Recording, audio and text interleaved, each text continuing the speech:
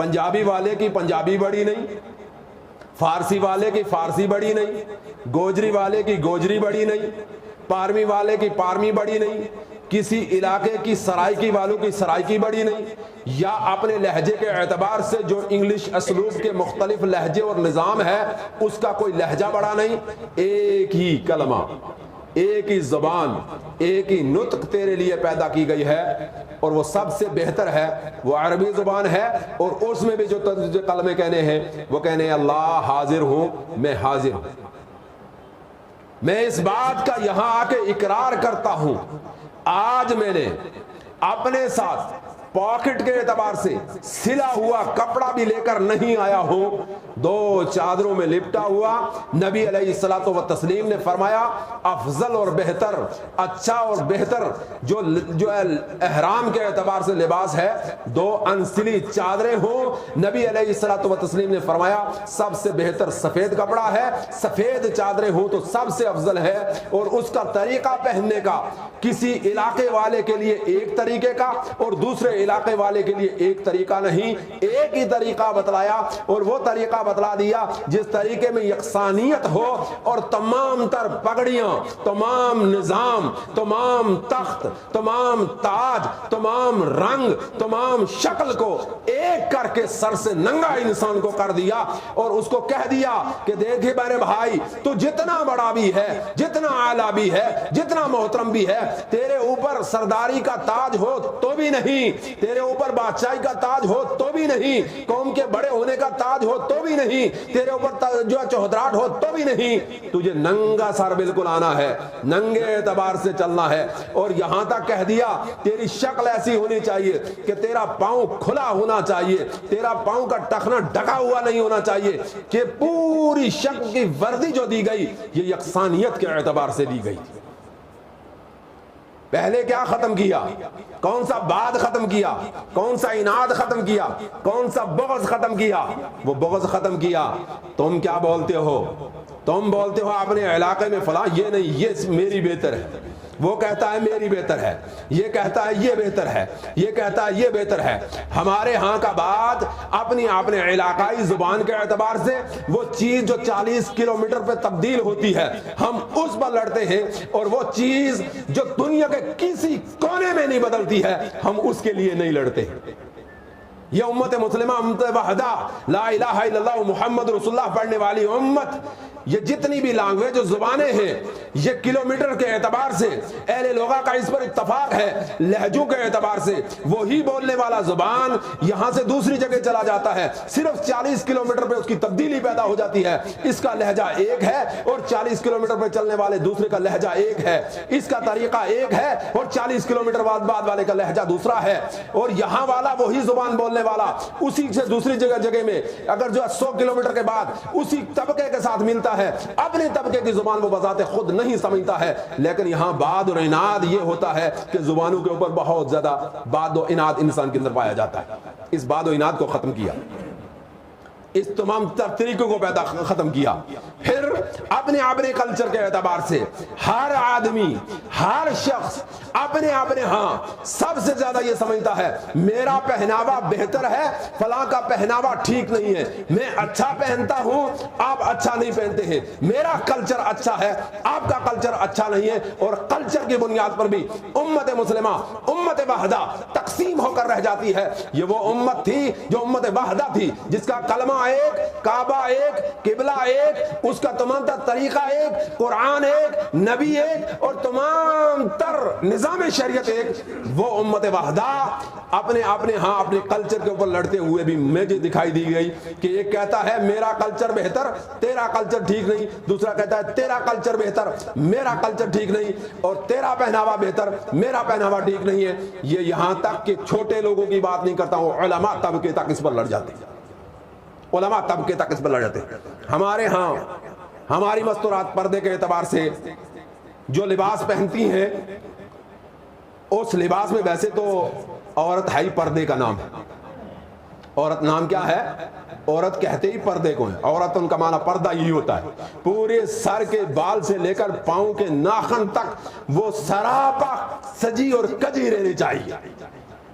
دیکھیے مرد کے اور عورت کے لباس میں فرق کے اعتبار سے بتلایا کہ مرد کا لباس وہ جتنا جو ہے اوپر رہے گا ٹخنے سے اتنا بہتر ہے، یہاں تک ساق تک، پنڈلی تک ہونا چاہیے کہ پنڈلی تک اس کا جو ہے کھلا رہے، اچھی طریقے دکھائی دے مرد ہے۔ لیکن عورت کا لباس نبی علیہ الصلوۃ والتسلیم نے فرمایا عورت کا وہی پیجامہ جس کے لیے اللہ کے نبی جناب محمد رسول اللہ صلی اللہ علیہ وسلم نے فرمایا من جر ازارہ، جس نے اپنے جو ہے سلوار کو لٹکایا نیچے گھسیٹا وہ فی النار، وہ جہنم میں ہے۔ من جر ازارہ بترا، جس نے تکبر کی بنیاد پر لٹکایا وہ جو ہے جہنم میں ہے۔ اللہ کے نبی جناب محمد رسول اللہ صلی اللہ علیہ وسلم نے فرمایا کہ جو بھی ٹخنے سے نیچے ہوگا وہ جہنم میں ہے۔ یعنی اس طریقے کی حدیث کا مفہوم ہے جس کا میں نے آپ کے سامنے ترجمہ کیا کہ حدیث کے الفاظ مختلف اور بے شمار حدیثیں اس بارے میں ہیں، یہ مرد کے لیے ہے، لیکن وہاں ہی عورت اس کو یہ کہہ دیا گیا تیرا پاؤں کھلا نہیں ہونا چاہیے۔ اللہ اکبر، اللہ، کیا ہونا چاہیے؟ پاؤں کھلا نہیں ہونا چاہیے۔ یہاں تک کہ امہات المومنین میں سے ایک جو ہے پوچھتی ہے اے اللہ کے نبی جناب محمد رسول اللہ صلی اللہ علیہ وسلم، آپ نے لباس کا حکم صادر فرمایا، ہم نے اپنے لباس کو چھوڑ دیا، ہماری شلواریں جو ہے زمین کے اوپر لٹکنے لگیں، یہاں تک کہ ہمارا کپڑا لٹکتے ہوئے نیچے جو ہے ایسی زمین کے اندر لگتا ہے جس کے اندر قذر ہوتی ہے۔ کیا ہوتا ہے؟ قذر، قذر کہتے ہیں گندگی کو، یعنی ایسے لباس ایسے جگہ میں ہم ہوتے ہیں جہاں قذر ہوتا ہے، قذر کی بنیاد پر ہمارا لباس نیچے لٹکا رہتا ہے۔ اے اللہ کے نبی جناب محمد رسول اللہ صلی اللہ علیہ وسلم، ہم اس میں بعد اس میں نماز پڑھ سکتی ہیں؟ میرے اور آپ کے نبی جناب محمد رسول اللہ صلی اللہ علیہ وسلم نے فرمایا اس کے بعد کیا صاف زمین پر بھی چلتی ہو کہ نہیں چلتی؟ تم گلی سے گزری، اس کے بعد صاف زمین میں بھی گئی، جو تم صاف زمین کے اندر چلی ہو اس سے یہ جو آپ کا لباس نیچے لگا ہے وہ پاک ہو جائے گا، آپ اس کے اندر نماز پڑھ سکتی ہیں۔ پتہ یہ چلا کہ نبی علیہ الصلوۃ والتسلیم نے بے پردگی کا قذر سے کے موقع پر بھی موقع اور نہیں فراہم کیا ہے اور کہہ دیا کہ آپ کے یہ اس طریقے سے کہ آپ کا لباس آپ یہ سمجھتے ہوئے کہ گندا ہو جائے گا، اپنی جو ہے ساق اور پنڈلیوں کو کھولنے کی کوشش کریں، اللہ کے نبی جناب محمد صلی اللہ علیہ وسلم نے منع فرمایا تھا۔ آپ دیکھیں گے کھڑے ہو جائیے کسی چوراہے پہ، میں نہ کہوں کہ یہ عیب کی بات ہے کہ ممبر پہ میں آپ کو یہ کہوں کہ آپ کھڑے ہوں اور غور کریں، لیکن تدبر کے اعتبار سے آپ جو ہے کبھی غور کریں، آج ہماری بچیاں ان کا لباس وہ ساق تک پہنچنے کی کوشش کر رہا ہے۔ کس کی بچیاں ہیں؟ لا الہ الا اللہ محمد رسول اللہ پڑھنے والے مسلمان کی بچیاں ہیں، کلمہ گو کی بچیاں ہیں، مواحد کی بچیاں ہیں، مومن کی بچیاں ہیں۔ کیا ہوا؟ ان کے لباس سکڑتے جا رہے ہیں، اوپر ہوتے جا رہے ہیں، اور باغیرت اچھے اور بہتر گرانے کے لوگ اس کا کلچر تبدیل کرنے کی کوشش کی جاتی ہے۔ کہیں یہ کلچر پیدا کر دیا جاتا ہے کہ کوئی کنجری کم موری والی، کم پانچے والی جو ہے پہننا شروع کرتی ہے، ہماری بچی وہی انداز اپنانے کی کوشش کرتی ہے، اور کوئی کنجری اگر تھوڑا سا اوپر رکھنے کی کوشش کرتی ہے تو وہی کوشش کرتی ہے۔ اس نے یہ حدیث پر عمل کیوں نہیں کیا جس میں اللہ کے نبی جناب محمد رسول اللہ صلی اللہ علیہ وسلم نے فرمایا تھا کہ اگر تمہارا لباس نیچے گھسٹ بھی جائے تو کوئی دقت کی بات نہیں۔ مرد کو کہا جو نیچے ہوگا تو جہنم میں جائے گا، عورت کو کہا جو گھسٹ بھی جائے گا تو تیرے لیے جائز ہے، آگے والی زمین کی پاک مٹی لگے گی، تیرا کپڑا صاف ہو جائے گا۔ یہ فرق اللہ کے نبی جناب محمد رسول اللہ نے حج کے موقع پر جو عظیم خطبہ کی دیا اس کو خطبہ حجۃ الوداع بھی کہتے ہیں، اس کو خطبہ بلاغ بھی کہتے ہیں۔ خطبہ بلاغ، بات پہنچائی اللہ کے نبی جناب محمد رسول اللہ صلی اللہ علیہ وسلم نے، اس کے اندر ہمارے معاشرے کی جتنی چیزیں تھیں سب کو اللہ کے نبی جناب محمد رسول اللہ صلی اللہ علیہ وسلم نے آپ کے پاؤں کے نیچے رونت دیا تھا۔ نطق و زبان ہو کہ جس کی بنیاد پر ہم ایک دوسرے کو برا مانتے ہیں، میرے بھائیوں اس میں سب سے افضل زبان، سب سے بہتر زبان، سب سے اعلیٰ زبان جس کے اوپر اگر کوئی فخر کرے تو فخر کر سکتا ہے وہ زبان ام اللغہ، زبان عربی، زبان عربی۔ اور عربی زبان اس لیے اعلیٰ ہے کہ رب ذل جلال والمنن نے جب اپنا آخری کلام نازل کرنے کا جو سوچا تو عرب میں سوچا، اور جب عرب میں سوچا تو عربی زبان میں نازل کیا۔ یہ عربی زبان اس لیے فوقیت والی ہے کہ یہ زبان اللہ کے نبی جناب محمد رسول اللہ صلی اللہ علیہ وسلم کی زبان ہے۔ یہ زبان اس لیے افضل ہے کہ یہ زبان خلفاء راشدین المہدیین کی ہے۔ یہ زبان اس لیے اچھی ہے کہ یہ زبان ان صحابہ اکرام رضوان اجمعین کی ہے جن کو کہا کہ یہ اللہ کا گروہ ہے اور اللہ کا گروہ ہی فلاح و کامیابی پانے والے۔ اس لیے ہم جتنے بھی اب تقسیم کاری شروع ہونے والی، ہمارے اوپر مصائب در مصائب ٹوٹتے ہیں، پہاڑ مصائب ٹوٹتے ہیں، اور امت مسلمہ کا کوئی عقل و خرد والا آدمی اس کو ہمیں اب تقسیم در تقسیم اور کرنے کی کوشش ہوگی، ہو رہی ہے اور کی جا رہی ہے، کلچر کی بنیاد پر، نسل کی بنیاد پر، خاندان کی بنیاد پر، زبان کی بنیاد پر، پگڑی کی بنیاد پر، ترے کی بنیاد پر، شملے کی بنیاد پر ہمیں تقسیم کیا جا رہا ہے، اور زمانہ آ رہا ہے کہ اور آپ تقسیم ہوں گے۔ وہ امت وحدہ جس کا کلمہ لا الہ الا اللہ محمد رسول اللہ تھا، جس کے متعلق اللہ کے نبی جناب محمد رسول اللہ صلی اللہ علیہ وسلم نے فرمایا الا لا فضل لعربی علی جمیع ولا جمیع علی عربی ولا اسود علی احمر ولا احمر علی اسود الا بالتقوی۔ عرب والوں کو کہا تم اپنے آپ کو عربی کہہ کے باقیوں کو عجمی کہتے ہو، تم اپنے آپ کو عربی کہہ کے باقیوں کو عجمی کہتے ہو۔ عرب کا معنی ہوا نطق و زبان رکھنے والا، عجم کا معنی ہوا کہ نہ زبان رکھنے والا، نہ بولنے والا، گونگا۔ کہا دیکھو زبان کی بنیاد پر الا لا فضل لعربی علی عجمی، کسی عربی کو کسی عربی پر اور کسی عجمی کو کسی عربی پر کوئی فوقیت نہیں، کسی گورے کو کسی کالے پر اور کسی کالے کو کسی گورے پر کوئی فضیلت نہیں۔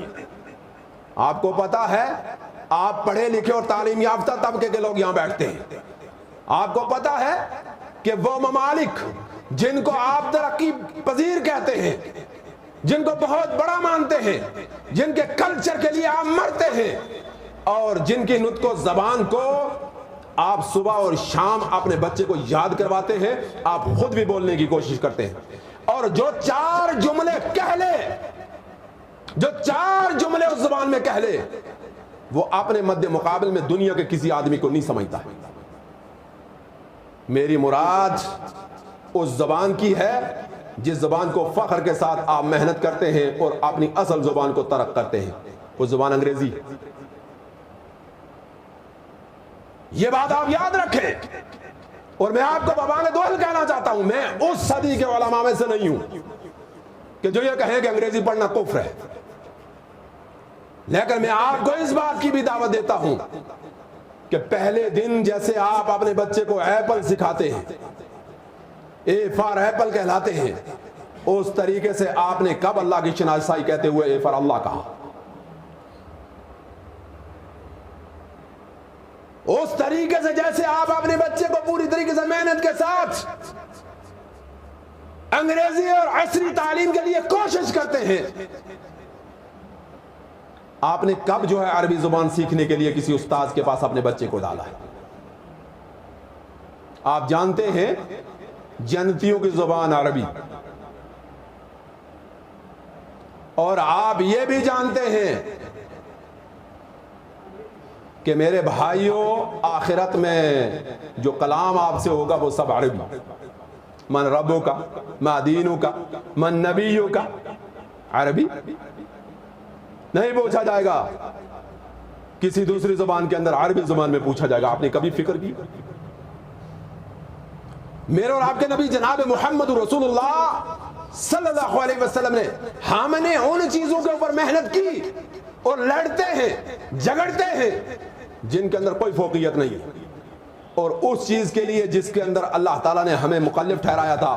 قرآن کو سمجھنے کے لیے عربی زبان جاننا ضروری ہے، قرآن کو سمجھنا ہر مسلمان کی ضرورت ہے، ہر مسلمان کی ضرورت ہے۔ یہ قرآن اللہ کی کتاب ہے، یہ کسی مولوی کے لیے نازل نہیں ہوئی، کسی حافظ و قاری کے لیے نازل نہیں ہوئی، کسی ایک طبقے والوں کے لیے نازل نہیں ہوئی، یہ مسلمان لا الہ الا اللہ محمد رسول اللہ پڑھنے والے کے لیے نازل ہوئی ہے۔ اور اس کی ذمہ داری جتنی ایک مولوی کی سمجھنے کی ہے اتنی عام آدمی کی ضرورت نہیں، عام آدمی کی ذمہ داری۔ اور اس کو سمجھنے کے لیے آپ کو عربی لغت کا جاننا، عربی زبان کا جاننا ضروری ہے۔ اور آج اگر کوئی شخص ہم سے کھڑے ہو کر یہ سوال کر لے کہ آپ اتنے مسلمان اس جگہ میں جمع ہو چکے ہیں، لغت کے اعتبار سے اللہ کے کلام کو آپ جانتے ہیں، ہم یہ کہہ سکتے ہیں ہم نے مطالعہ کیا، ہم یہ کہہ سکتے ہیں ہم نے دوسری زبان کا سہارا لے کر اس کو سمجھا، اردو کا سہارا لیا ہے، انگریزی والے نے انگریزی کا سہارا لیا ہے، فارسی والے نے فارسی کا سہارا لیا ہے، یا کسی دوسری زبان کے جاننے والے نے اس کا سہارا لیا ہے۔ جس زبان میں یہ نازل ہوئی اس زبان کو ہم نہیں جانتے۔ یہ جواب ہوگا امت مسلمہ لا الہ الا محمد صلی اللہ پڑھنے والوں کا، یہ جواب ہوگا۔ ہمارا امتحان ہو جائے، ہماری کسی مسجد کے سامنے، کسی مدرسے کے سامنے، کسی جگہ میں بھی کوئی آدمی آ کر کھڑا ہو جائے اور کہے کہ آپ نے امت مسلمہ کو قرآن کتنا سمجھایا ہے، ہم لم یبوج ہوں گے، ہمارے پاس کوئی جواب نہیں، ہمارے پاس کوئی جواب نہیں۔ اس لیے جواب نہیں ہے کہ ہم نے اس زبان کے ساتھ جس زبان کو اصل معنی تھا اس کو چھوڑا ہے۔ میرا موضوع یہ نہیں ہے کہ لغت کے اعتبار، میرا موضوع یہ ہے کہ لغت کے اعتبار سے دوسرے کو نیچا باندھنا کہ گوجری والا پاروی والے سے نیچے ہے، پاروی والا گوجری والے سے نیچے ہے، کشمیری بولنے والا غیر کشمیری سے افضل ہے، کشمیری جو ہے اس لیے افضل ہے کہ وہ کشمیری زبان کو جانتا ہے، فارسی والا اس لیے افضل ہے کہ وہ فارسی کو جانتا ہے، ہندی والا اس لیے افضل ہے کہ وہ ہندی کو جانتا ہے، انگریزی بولنے والا فراٹے کے ساتھ یہ کہتا ہے کہ میں فرنچ فلاں کی زبان میں بولتا ہوں اس لیے افضل ہے۔ یہ حقیقت نہیں ہے، حقیقت یہ ہے آپ میں افضل وہ ہے کہ جو اس کے اندر تقویٰ ہے۔ ان اکرمکم عند اللہ اتقاکم، ان اکرمکم عند اللہ اتقاکم، تم میں سب سے بہتر وہ ہے جو اللہ سے ڈرنے والا ہے۔ میرے اور آپ کے نبی جناب محمد رسول اللہ، حضرت جابر رضی اللہ تعالیٰ عنہ راوی بیان کرتے ہیں کہ اللہ کے نبی جناب محمد صلی اللہ علیہ وسلم نے ایک خطبہ عرفات کے میدان میں دیا۔ عرفات کے میدان میں جو اللہ کے نبی صلی اللہ علیہ وسلم نے خطبہ دیا، کہتے ہیں اللہ کے نبی صلی اللہ علیہ وسلم عرفات میں پہنچے، یہاں آپ کے لیے نمرہ میں ایک خیمہ لگایا گیا، خیمہ لگایا گیا، تمبو لگایا گیا، اور جب سورج ڈھل گیا، ڈلنا سمجھتے ہیں جب سورج سر سے آگے ہو گیا، جس کو قرآن نے کہا اقیموا الصلاۃ، جو ہے قرآن نے اس کو پوری طریقے سے آپ کے نماز کے اوقات کو اسی سے ڈلنے کے ساتھ اور سورج کے ساتھ جو ہے قائم کیا ہے۔ تو جب سورج ڈھلا تو اللہ کے نبی جناب محمد رسول اللہ صلی اللہ علیہ وسلم اپنی قصوہ نامی اونٹنی کے اوپر سوار ہوئے، اور سوار ہو کر اللہ کے نبی صلی اللہ علیہ وسلم چلتے رہے یہاں تک کہ درمیان بالکل لوگوں کے پہنچ گئے، میدان کے درمیان میں اللہ کے نبی صلی اللہ علیہ وسلم پہنچے۔ اور اس درمیان میں اللہ کے نبی جناب محمد صلی اللہ علیہ وسلم نے پہنچنے کے بعد اللہ کے نبی صلی اللہ علیہ وسلم کا ہمیشہ ایک انداز تھا لوگوں کو سمجھانے کا، وہ انداز تھا اللہ کے نبی جناب محمد صلی اللہ علیہ وسلم کا خطبہ حاجہ پڑھنے کا، جو خطبہ حاجہ جمعے کے اندر، نکاح کے اندر، عیدین کے اندر پڑھا جاتا ہے، نحمدہ ونستعینہ ونستغفرہ، یہ جملے اللہ کے نبی جناب محمد صلی اللہ علیہ وسلم نے ادا کی۔ اور اس کے بعد اللہ کے نبی صلی اللہ علیہ وسلم نے جو خطبہ عطا کیا، جو خطبہ حجۃ الوداع کے موقع پر، حجۃ الوداع کے موقع پر جو اللہ کے نبی صلی اللہ علیہ وسلم نے خطبہ دیا، اس کو حجۃ الوداع اس لیے کہتے ہیں، خطبہ حجۃ الوداع، کہ اللہ کے نبی جناب محمد رسول اللہ صلی اللہ علیہ وسلم نے یہی حج کیا تھا، یہ آخری حج تھا اللہ کے نبی جناب محمد صلی اللہ علیہ وسلم کا۔ اس کے بعد اللہ کے نبی صلی اللہ علیہ وسلم اس دنیا میں نہیں رہے، آپ علیہ الصلوۃ والسلام رحلت فرما گئے، آپ کی وفات ہو، اس لیے اس کو حجۃ الوداع کہتا ہے۔ اللہ کے نبی صلی اللہ علیہ وسلم نے پہنچ کر جو جملے کہے، وہ جملے ہر مسلمان کو یاد ہونے چاہیے، ان کا معنی بھی یاد ہونا چاہیے، ان کو سمجھنے کی ضرورت ہے۔ جو میں نے قرآن کی آیت آپ کے سامنے پڑھی تھی، وہ بڑی جامع آیت ہے، من قتل نفس بغیر نفس وفساد فی الارض کانما قتل الناس جميعا، جو میں نے پڑھی تھی اسی کو سامنے، وہ خطبے کے الفاظ تھے، ان دماءکم واموالکم حرام علیکم کحرمت یومکم ھذا۔ اللہ کے نبی جناب محمد صلی اللہ علیہ وسلم نے فرمایا تھا تمہارے خون ایک دوسرے کے اوپر اس طریقے سے حرام ہے جیسے آج کا دن حرمت والا. حج والے دن کوئی کسی چیز کو مار نہیں سکتا.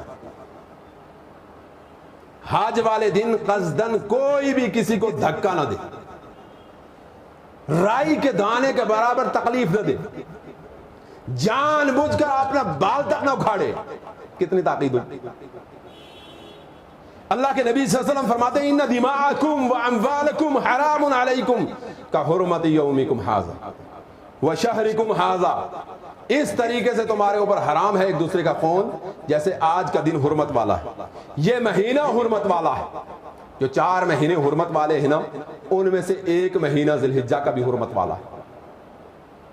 اسی کو اللہ کے نبی جناب محمد رسول اللہ صلی اللہ علیہ وسلم نے فرمایا تھا ثلاثۃ متوالیات, کہ 3 مہینے لگاتار برابر حرمت والے مہینے. وہ 3 مہینے برابر حرمت والے کون ہیں؟ ذی القعدہ ہے, ذی الحجہ ہے جس میں ہم سانس لے رہے ہیں, اور آنے والا مہینہ محرم ہے. ان 3 مہینوں کو برابر رکھا گیا, اور مقصد کیا تھا کہ دنیا کے مختلف کونے سے اللہ نے اس لیے رکھا, ایک انسان اپنے تمام تر شیلٹر, تمام تر حفاظت کی چیز کو ترک کر کے آ جاتا ہے, تمام تر, اور اپنے متاع کو ساتھ لے کر آتا ہے. حج کا خرچہ ساتھ لے کر آتا ہے. رائی کے دانے کے برابر اس کو تکلیف نہیں ہونی چاہیے, تاکہ کوئی آدمی اس دھرتی کے اندر کہیں کا مسافر ہو, زبان نہیں جانتا, اشاروں سے بول رہا ہے, رنگ نہیں ملتا, نسل نہیں ملتی, وضع قطع نہیں ملتا, لیکن اس کے باوجود وہ امن کے ساتھ رہے.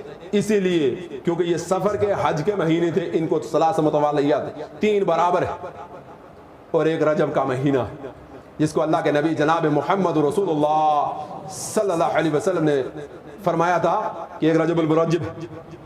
تو یہ اللہ کے نبی صلی اللہ علیہ وسلم نے فرمایا فی بلدکم ھذا, یہ دن بھی حرمت والا, یہ مہینہ بھی حرمت والا, اور یہ شہر بھی حرمت والا. اسی طرح تمہارا ایک دوسرے کا خون ایک دوسرے پر حرام. میرے بھائیوں, دل کے کانوں یہ بات یاد رکھنے کی اور سننے کی ہے, اور سوچنے کی اور سمجھنے کی ہے. یہ خون کا معاملہ, ناحق خون کا معاملہ شریعت اسلامیہ میں اتنا بھیانک ہے گناہ کے اعتبار سے کہ آپ تعجب کریں, آپ تعجب کریں. اللہ کے نبی جناب محمد رسول اللہ صلی اللہ علیہ وسلم نے فرمایا کہ اگر کوئی شخص کسی ایک انسان کے, کسی ایک مومن کے خون میں پوری کائنات کے لوگ اگر شامل ہیں تو اللہ تعالیٰ پر یہ کوئی یہ مشکل نہیں کہ پورے کے پوروں کو جہنم میں داخل کرے. اللہ کو یہ کوئی مشکل نہیں. ایک خون عقلاً, شعوراً, قصداً, گواہی کی بنیاد پر, معاونت کی بنیاد پر, حالات پیدا کرنے کی بنیاد پر, گواہی دینے کی بنیاد پر, مخبری کرنے کی بنیاد پر, کسی اعتبار سے بھی ایک خون اگر ہو جائے تو اللہ کے نبی جناب محمد رسول اللہ صلی اللہ علیہ وسلم نے فرمایا کہ جس نے کسی ایک کو قتل کیا وہ ہمیشہ جہنم کے اندر رہے گا. اسی لیے سب سے پہلے جس چیز کی حفاظت انسان کو چاہیے, دیکھیے عقلاً ایک بات بتلا رہا ہوں میں آپ کو. انسان ہیں ہم سب بیٹھے ہوئے, میں بول رہا ہوں آپ سن رہے ہیں, ہم سب کو سب سے زیادہ کس چیز کا فکر ہے؟ اپنی جان کی حفاظت کا. کوئی ایسا شخص نہیں ہے, کوئی ایسا دعویٰ نہیں کر سکتا ہے کہ جناب مجھے اپنی جان کا ڈر نہیں. ہر آدمی کو خوف ہوتا ہے بھئی کسی اعتبار سے میری جان ضائع نہ ہو جائے, بجلی کے اعتبار سے, پانی کے اعتبار سے, حالات کے اعتبار سے, کسی کے فتنے کے اعتبار سے, درندوں کے اعتبار سے, پرندوں کے اعتبار سے, چرندوں کے اعتبار سے, رینگنے والے کیڑے مکوڑوں کے اعتبار سے. ہم کتنی حفاظت اپنے نفس کی کرتے ہیں, کتنی حفاظت اپنے نفس کی کرتے ہیں, اور یہی سب سے زیادہ مشکل چیز ہے. اس لیے اللہ کے نبی صلی اللہ علیہ وسلم ان دماءکم واموالکم حرام علیکم, سب سے پہلے خون سے بات شروع کی، سب سے پہلے خون سے بات شروع کی، نفس سے بات شروع کی کہ یہ سب پر حرام ہے اور اس کو جو ہے ضائع کرنا جائز نہیں ہے، اس لیے شریعت اسلامیہ میں اس کو رکھا۔ پھر اللہ کے نبی جناب محمد رسول اللہ صلی اللہ علیہ وسلم نے فرمایا الا کل شیء من عمل الجاہلیت تحت قدم موضوع، ہر جو معاملہ جاہلیت کے دور کا تھا اس کو میں اپنے پاؤں کے نیچے رونتا ہوں، ہر جو معاملہ جاہلیت کے دور کا تھا اس سب کو میں اپنے پاؤں کے نیچے روندتا ہوں۔ آج کے بعد یاد رکھیں تمہارے اندر جاہلیت کا کوئی دور نہیں ہونا چاہیے، اور اللہ کی قسم کھا کے کہتا ہوں اس اللہ کے نبی جناب محمد رسول کی حدیث کے ساتھ جب ہم اپنے معاشرے کو ٹیلی کرتے ہیں، ملاتے ہیں، تو ہمارے اندر جاہلیت کے بے شمار کام پائے جاتے ہیں، بے شمار۔ اور باقی چھوڑیے، مسلمان کے اندر تعصب رکھتا ہے، وَجَعَلْنَاكُمْ شَعُوبًا وَقَبَائِلَ لِتَعَارَفُوا إِنَّ أَكْرَمَكُمْ عِندَ اللَّهِ أَتْقَاكُمْ کو ہمارے قبیلے بنائے، قبیلوں میں سے گوت والا گوت والے سے جلتا ہے اور اس پر تحریک چلاتا ہے، باضابطہ طور پر تعصب کے بیج بوتا ہے، برے اعتبار سے جو ہے القاب دیتا ہے۔ ہم کہاں جاہلیت سے کم ہے؟ اللہ کے نبی جناب محمد رسول اللہ صلی اللہ علیہ وسلم نے فرمایا الا کل شیء من عمل الجاہلیت تحت قدم موضوع ودماء الجاہلیت موضوعۃ۔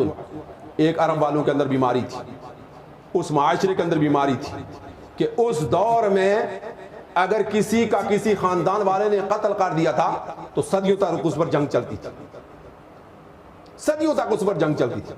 ایسی جنگیں نبی علیہ الصلوۃ والتسلیم کے زمانے میں بے شمار تھی۔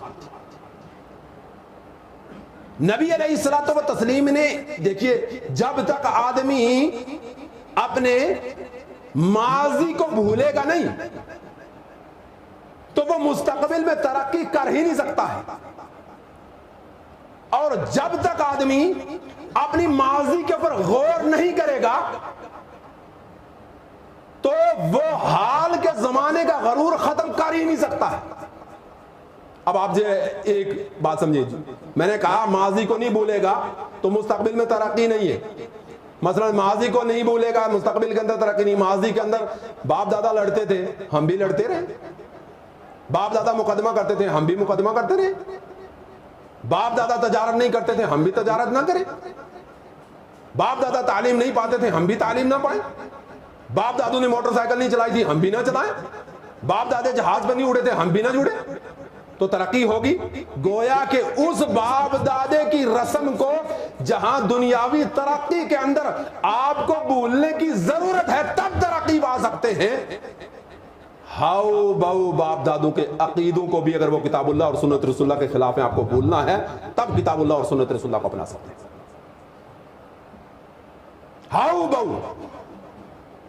باؤ جس طریقے سے آج کے کسی اچھے جوان کو یہاں تعلیم یافتہ جوان موجود ہے، کھڑا کر کے میں پوچھوں کہ ہم ترقی کیسے کر سکتے ہیں، وہ کہے گا جدید دور کے ٹیکنالوجی کو آپ کو پڑھنا پڑے گا، آپ نے مدارس میں داخلہ کرنا پڑے گا، مولوی کو پڑھانا پڑے گا، اس کو سائنس ہونا چاہیے، اس کے پاس کمپیوٹر ہونا چاہیے، اس کے پاس لیپ ٹاپ ہونا چاہیے۔ کہے گا مولوی صاحب اگر مستقبل کے اندر رہے تو جس طریقے سے آپ کے والد نے آپ کو پڑھایا تھا یا آپ کے استاذوں نے آپ کو پڑھایا تھا آج بھی پڑھائیں گے، ہم ترقی نہیں کر سکیں گے، ہم ترقی اس دور سے کر سکیں گے۔ آپ کہیں گے بھائی یہ بچہ جو سوال ضرور کر رہا ہے۔ اسی طریقے سے ہم کہتے ہیں کہ آپ دیندار اس وقت ہوں گے جب عقائد کے اعتبار سے عقائد باطلہ کا آپ جو باپ دادے نے ہمارے نے گھڑا تھا اس کو جو ہے قربان نہیں کریں گے۔ یہ مسئلہ آپ یاد رکھیں۔ نبی علیہ الصلوۃ والتسلیم نے کیونکہ جاہلیت کے اندر خونوں پہ لڑا جاتا تھا فرمایا یہ دماء الجاہلیت موضوعۃ، رائگاں ہے۔ موضوع کا مطلب یہ ہے رائگاں ہے، میرے پاؤں کے نیچے میں نے روند دیا، موضوعۃ بالکل روند دیا اب نہیں۔ پھر اللہ کے نبی صلی اللہ علیہ وسلم نے ایک پہل کی ہے، ہائے ہائے کون کامیاب ایسا آدمی ہوگا میری آج کی مجلس میں جو اپنے بھائی سے روٹھا ہوا ہوگا وہ جا کر پہل کرے گا کہ میں بھائی کے ساتھ جو ہے تعلقات قائم کروں گا. اور کون ایسا مسلمان ہوگا جو اپنے بھائیوں کے بارے میں غیبت کرتا ہوگا, کہے گا آج کے بعد بالکل نہیں کروں گا. ہم لوگ کتاب اللہ کو سنتے ہیں لیکن عمل لاتے نہیں ہیں. اللہ کے نبی صلی اللہ علیہ وسلم نے فرمایا, آپ نے اپنے گھر سے شروع کیا, ان اول الدم ازع من دماعنا دم ابن ربیعہ ابن حارث. اللہ کے نبی صلی اللہ علیہ وسلم نے فرمایا سب سے پہلے جس خون کو میں معاف کرتا ہوں اور اعلانیہ طور پر کہتا ہوں میرے خاندان میں سے خون ہوا تھا, بچے کا خون ہوا تھا, ناحق خون ہوا تھا, نابالغ کا خون ہوا تھا. آپ تمام تر مسائل سمجھ لیں گے کیونکہ وہ کتنا تھا, وہ چھوٹا تھا. کیسا تھا؟ کان مسترضعا فی بنی سعد فقتلہ حذیل. وہ بنی سعد کے اندر دودھ پیتا بچہ تھا. ظلم کا آپ انداز دیکھیں گے, نبی علیہ السلام نے کون سا ظلم بھی چھوڑا. نبی علیہ الصلوۃ والتسلیم نے اتنے بڑے ظلم کو اس وقت خاندانی طور پر وہاں معاف کیا ہے. آپ یہ کبھی نہ کہا کریں کہ میرے اوپر اتنا بڑا ظلم ہو گیا پھر آپ تبلیغ کرتے ہیں کہ میں چھوڑ دوں. نہیں, اتنے بڑے ظلم کو بھی آپ کو چھوڑنا پڑے گا. کیوں؟ اللہ کے نبی جناب محمد رسول اللہ صلی اللہ علیہ وسلم نے اپنے خاندان میں سے جس خون کے چھوڑنے کے بارے میں, رائے گاہ جانے کے بارے میں, ضائع جانے کے بارے میں آئندہ تقاضا نہیں کیا جائے گا, اس پر جنگ نہیں کیا جائے گا, اب لڑائی نہیں ہوگی, وہ کتنا چھوٹا تھا. کان مسترضعا فی بنی سعد فقتلہ حذیل. وہ بنی سعد میں دودھ پیتا بچہ تھا. آپ بتلائیے دودھ پیتے بچے کی کوئی غلطی ہوتی ہے؟ عقلاً بتلائیے, بطور انسان بتلائیے, کامن سینس سے بتلائیے, کیونکہ اسلام اکثر کامن سینس کے متعلق ہے. فطرت ہے اسلام اور دینی فطرت ہے اسلام, سلیم فطرت ہے جو ہے دین پورا, اور آپ اس کے اعتبار سے بتلائیے دودھ پیتے بچے کی کوئی غلطی ہو سکتی. دودھ پیتے بچے پر جو جنگ چل رہی تھی, اللہ کے نبی صلی اللہ علیہ وسلم نے فرمایا کہ میں نے اس کا خون کیونکہ میرے خاندان کا تھا میں نے آپ معاف فرما دیا. دوسرا اللہ کے نبی صلی اللہ علیہ وسلم نے فرمایا وَرِبَا الْجَاهِلِيَّةِ, جاہلیت کے سود. اللہ اکبر اللہ اکبر اللہ اکبر کبیرہ. آج بھی امت مسلمہ میں ایسے لوگ موجود ہیں بے نصیب کہ جو سود لیتے اور دیتے ہیں. آج بھی ایسے بے نصیب ہیں.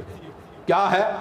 فلاں ترقی کر گیا میں تنزلی کے اندر ہوں, فلاں ترقی کر گیا, فلاں ترقی کر گیا ہے میں تنزلی کے اندر ہوں, فلاں نے اتنا لے لیا میں کیوں نہ لوں, فلاں نے لے کر اتنی بڑی دکان کھول لی میں کیوں نہ کھولوں, فلاں نے اتنی جو ہے کاریں لے لی میں کیوں نہ لوں, فلاں نے فلاں کر لیا میں کیوں نہ کروں. اور اس کا اتنا بڑا جرم, اس ربا کا اتنا بڑا جرم, اتنا بڑا گناہ ہے. صحیح حدیث اللہ کے نبی جناب محمد رسول اللہ صلی اللہ علیہ وسلم نے کہ ادناها ان ينكح رجل امه, اس کا سب سے ہلکا گناہ کیا ہے کہ انسان اپنی ماں کے ساتھ نکاح کرے. سود کیا ہے؟ سود یہ ہے, اس کا عیب یہ ہے کسی چیز پر اللہ تعالیٰ نے یہ حکم صادر نہیں فرمایا کہ میرے ساتھ تم جنگ کرو گے, لیکن سود کے متعلق کہا کہ جو نہیں چھوڑے گا وہ میرے ساتھ اور میرے رسول کے ساتھ جنگ کرے گا.